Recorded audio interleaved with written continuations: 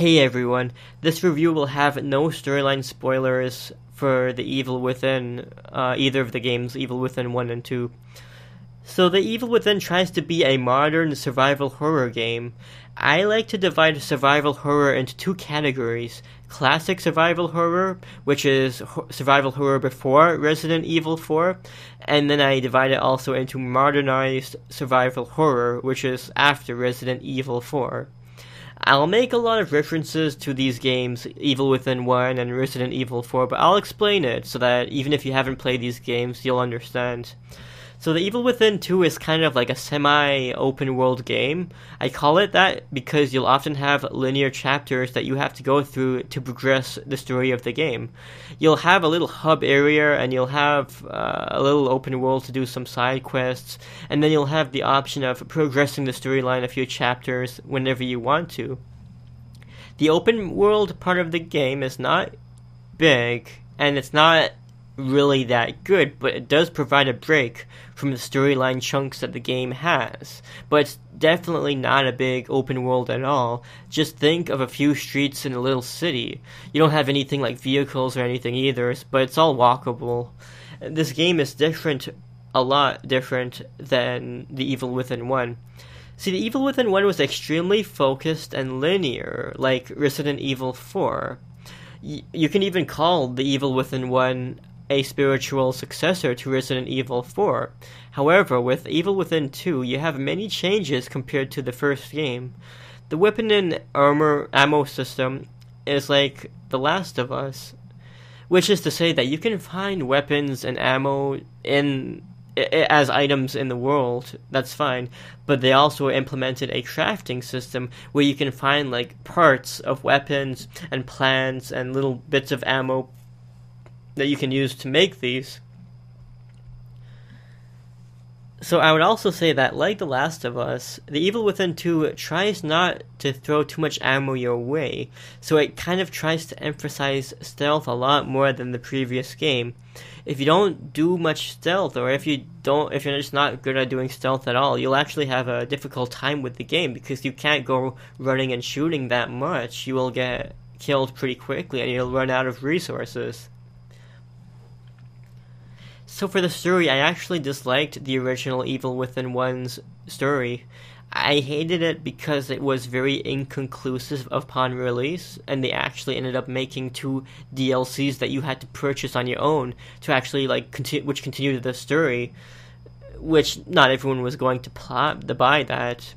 I would say that Evil Within 2 does kind of explain a little summary in the beginning about what happened from the previous game, so you can actually get into this game pretty easily without having played the original, but you will miss out on many references.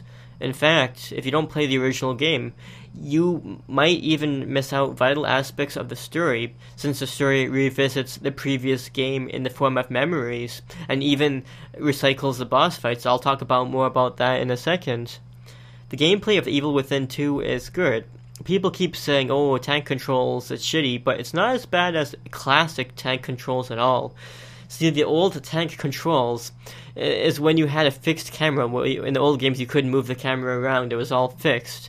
And you had to spin your character left or right with the left and right button, and you can only move up and down, like, with the up and down buttons, which means you can't really strafe or, like, move diagonally. You have to turn and move, like a tank would.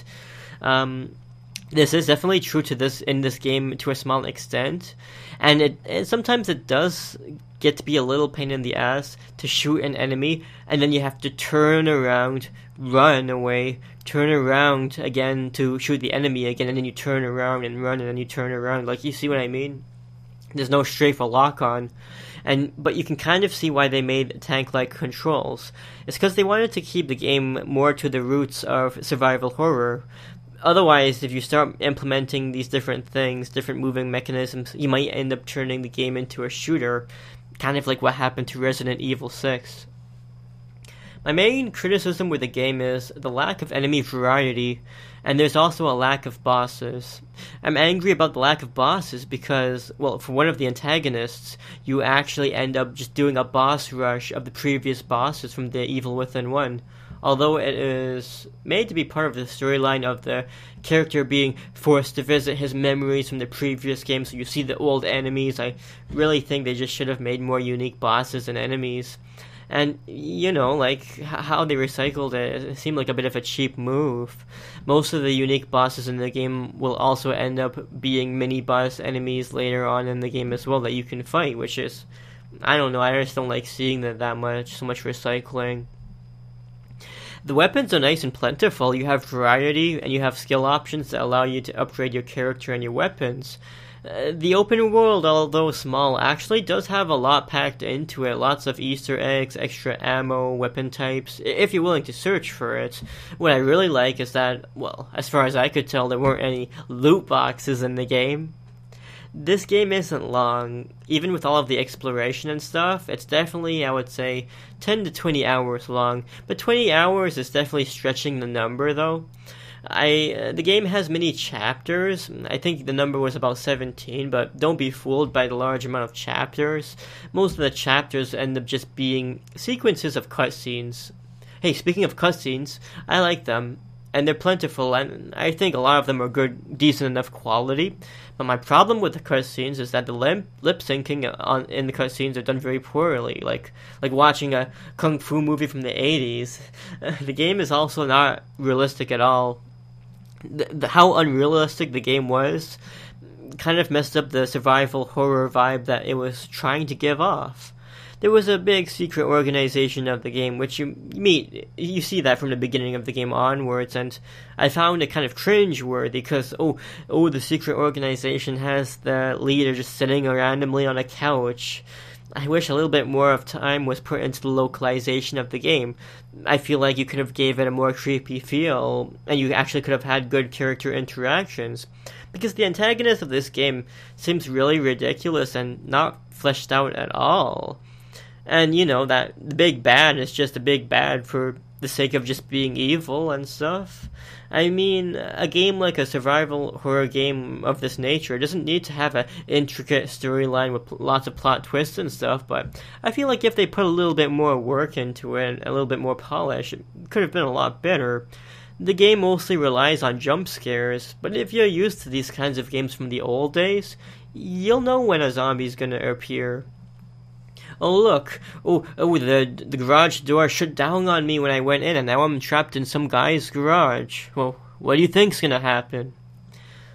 I will praise the game for its ending, though. It actually has a complete ending that's really satisfying.